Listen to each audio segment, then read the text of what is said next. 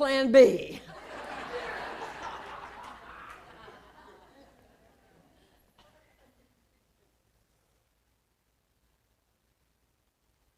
So Martha gets the diagnosis that she has just a small window of time yet to live. And so she calls her preacher and she says she needs to meet with him because she wants to talk to him about the end of her service and her funeral and what all that will look like. And so in that space, he meets with her and she says, you know, I'm going to wear my blue dress, and in the casket, I need you to be real clear. I need in one hand, I want my Bible because of my faith, and in my other hand, I want a fork. And he said, well, you know, I've not ever heard that before. And she said, well, preacher, here's what I've come to realize in my life, and you know I've had a long life. I've been to a lot of banquets. I've been to a lot of dinners. I've been to a lot of potlucks. And I've noticed through the years that every time the server comes and takes up the plate, they always say to me, oh no, hold on to your fork. You're going to need your fork. And I always know that that means something good is coming because it's going to be more than Jell-O, because you don't need a fork for that. And it's going to be more than whipped cream, but it's going to be something that is so good as a dessert that I'm going to need my fork. Now, many people are going to pass my casket and they're going to be talking about my life is good. And they're going to be looking at that fork and they're going to say, now, what does that fork mean? It's probably what you had asked me. What does that fork mean? Thank you. It would always let her know.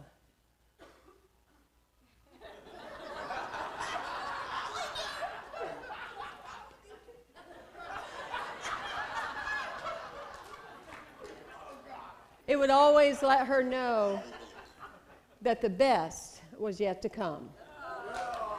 The best is yet to come. And that is the way that we live and move and have our being. That is the way that we show up in anything that we face in our life, fully in, putting our whole selves in, knowing and affirming the best is always yet to come. Say that with me. The best is always yet to come. Absolutely. You know, I was thinking as we had kids coming to our door last night, as they were showing up in their little outfits, I was thinking about how often many of us have been tricked rather than treated. We have been tricked in old belief systems, old ways of thinking, old ideas, old limitations, rather than really understanding the abundance of the universe of how we can be treated. It has been an honor for me to share with you what I would consider my life's work in a package of 8 chapters in a book called When Did You Die? 8 Steps to Stop Dying Every Day and Start Waking Up. It has been a privilege for me to be able to share my heart space with you, my spiritual home and my community, and I want to thank you for that. Deeply, deeply. But you know, when we look at, like we'll go back and look at old movies or old pictures. We have an example of that just here. And we'll look at that and go, can you believe that's the way they dressed back then? I cannot see myself in a poodle skirt. Maybe with a poodle, but not a poodle skirt. And how people's hair was a certain way. And we'll look at these different photos and things from the past or silent movies, or we'll see a lady with her hair so high, I mean, birds could live there, amen? You know, and we just think it's hysterical. We just think it's hysterical. But when you think about your spiritual life, and you think about your spirit needing to be the bus driver, so the rest of you would be willing to change, just like those old movies reflect how we have changed over time. We are a human being evolving into something greater all the time. The difficulty is we try to hang on to our old attire. We try to hold on to our old beliefs. We hold on to our old ideas of what relationship can be, to what love can be, to what experiences can be. We are made in the new, in the image and likeness of God, while all the time being determined to wear our past, just like we always did. We want to eat the food that we had at Grandma's table. We want to eat the fried chicken and the stuff and the things. We want to still hold on to those levels. We still want to practice limitation because we have not changed the clothes in our spiritual closet. Do you understand that? It's crucial, and people do not understand that when your vibration changes, in other words, you become more into the light, you become more into a higher vibration, your energy starts getting better the moment you go back to eating the way you used to, talking the way you used to, gossiping the way you used to, complaining the way you used to. Your energy just goes, whoop, zappo, melting witch, because it all needs to go together. It all needs to go hand in hand. You know, if you think about a fish in an aquarium, a fish will only grow to the size of the aquarium. All of us will only grow to the level that we create an environment around us that allows us to expand. To expand. Most people live their life according to who agrees with them. But the most crucial thing is, are you in agreement with yourself? You can make any decision, even if it's non-intelligent, and you can find a lot of people to agree with you. But in the authentic self, in the youthful self, in the eternal life self, it is imperative that you agree with you. I'll give an example. A number of years ago, I knew what I was doing. I got the good grades in class, okay? I gathered around a bunch of people with me that drank. And I said, I'm going to stop drinking. And they said, why in the world would you want to do that? And I said, I don't know. It could be the, 14 car accidents, the 2 times I went to jail. That could have probably been my nudging. But see, I had lots of people that would agree with me that I was fine. And we do that. There's this energetic shift and change wanting to occur, and we run out and we grab a committee to agree with us that, oh, I think you're fine just the way you are. Well, of course they do, because they don't want to grow either. Yes? So it's in that level.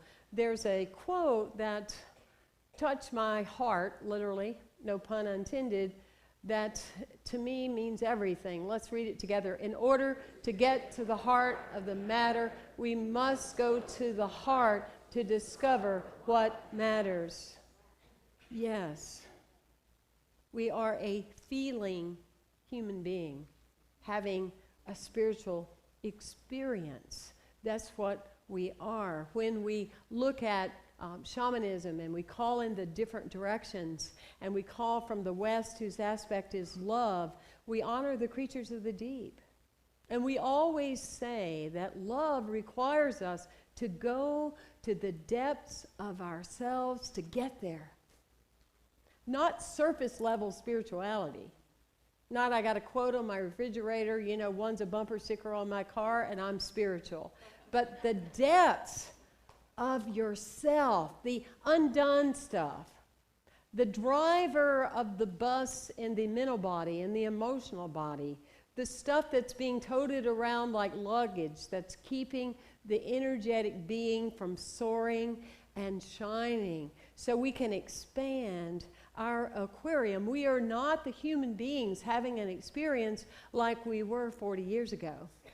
We have the potential to do the most amazing things beyond talking with people that have already left on the other side. Beyond the magic and miracles of some things we know, we have just touched the surface of what we're able to do. But in order to get to the genius, we are required to go to the depth of our soul. And that's what Jesus taught in going away for 40 days. Let me get away. Let me go into the depth of myself so I can come back out and say, here's what I believe. I'm not going to be tempted. I'm not going to give in to these cravings. And I'm going to evolve into what I was birthed to be, you see. So it's that particular space. Does this resonate with you? Okay, I just want to make sure that we're, on that same connection. More people in our society, for every one person that dies of cancer, 4 people die of heart issues. 4 people die of heart issues. We have fibromyalgia, we have chronic fatigue, we have Crohn's disease, we have cancer, we have arthritis, we have tuberculosis, we have all different kind of diseases. But if you ask me, the one disease epidemic we have in our society today, it's the unwillingness for a human being to go to the depths of themselves and really allow themselves to be loved. That is the disease that we are facing now in our society, is the inability to let love fully come into your vibratory field and expand that aquarium of all those isms, lacks, and a limitation, and allow the great essence to come. If you look at in Greek what the word metaphysics mean, meta means beyond. Beyond the physical. Physical means nature. Beyond nature, there is an ebb and flow that is going on while we're walking, being, and living, and expressing and experiencing. This kind of energy is happening to us. A lot of people took that just to mean the supernatural. I want to be a future teller. I want to be a psychic. I want to be channeling something, or I want to replace myself with something else. Supernatural possibilities. But then there is the biggest thing, and that is being in the world while not being in the world but not of the world at the same time. And that's true metaphysical practice, is when you can stand grounded in your authentic, real, true self, knowing the principles that you live by, while at the same time not being influenced by the world that's going on around you, and standing in that space and knowing that all is well. It doesn't matter that the film doesn't work. It doesn't matter that the thing doesn't work. It doesn't matter about that, because what matters is there's a space that's needing to happen, and if we can allow it to happen, it will grow us into that if we will let go, let God, and give up control. So there's that space, you see, that you're in that. We talk about being spiritual, yet we cannot deny our physical house that carries our soul. It is crucial what we put into our mouths, and what comes out of our mouths has everything to do with who we're going to be as we grow up. My father, I love my father. Don't go to any place on therapy, because my father and I, we are good. He sends me things from the other side that are just magic and amazing. We are good. But my dad, when he was forced to go to church by my grandfather, Johnny Temple, my dad, he would be at church one way, and when he would come home, the words that would come out of his mouth are just words that in my life I would never say. He cursed my brother all the time. My brother thought he was a curse. Language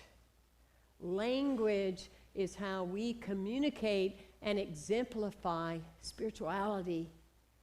Please allow yourself to use words that are not, as we're influenced on TV today, as cool, as everybody around says, oh, that's all right. There's nothing wrong with the F word or the S word or the that word or the that word. It's not that religiously something's wrong, it's that spiritually people that use that language won't ever get to know what's right. So we watch the language that we use. Please use church language in every day of your life. Or break that habit and observe what you put into your being, your holy sanctuary. As long as we have a craving, we will always believe we need saving.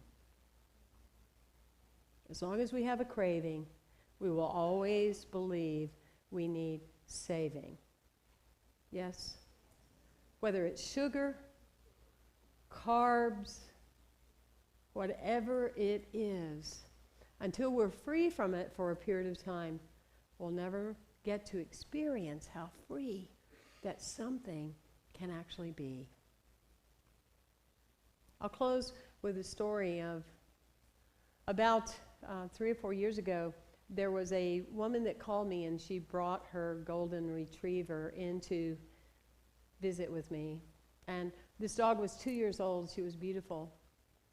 And she comes in, she's walking down the hall, and the dog appears to be almost just not even present in her body. And when she walks in my office, I gave her a new toy. And she just looked at it, and her mom said, "She doesn't play with toys." And I said, "Well, you know, what's going on with her?" "Well, she has seizures, and she's drugged, and so now she sleeps most of the time." And I laid down on the floor with her, and I said, "Tell me, from a heart, my heart is open for you. Tell me what is going on." And she said to me, in a language which we all have the capacity to hear, "They don't know what they're doing. They don't know what they're doing." And I said, "I understand. That's the way I felt when I was 2 also." And I said, "Gemma, this is the day that your life is going to change. Like we say to you every week, this is the day that your life can change." We get our own homeopathy. We do both, and we let her tell us what she needs. And within 6 months, she was doing what Gemma was destined to do, a show dog, winning awards throughout the United States.